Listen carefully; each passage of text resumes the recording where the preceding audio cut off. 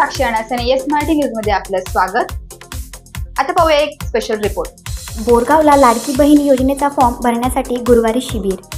सुरगाणा तालुक्यातील बोरगाव येथील जिल्हा परिषद शाळेत 1 ऑगस्टला लाडकी बहीण योजनेचा ज्या महिलांनी अद्यापही फॉर्म भरलेला नाही यासाठी सुरगाणा तहसीलीच्या वतीने शिबिराचे आयोजन करण्यात आले आहे।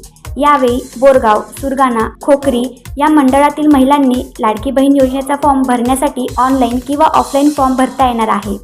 या शिबिराचा मुख्य उद्देश म्हणजे योजनेपासून कोणीही महिला वंचित राहू नये यासाठी शिबिर होणार आहे। यावेळी संबंधित विभागाचे कर्मचारी मोठ्या संख्येने उपस्थित राहणार आहे।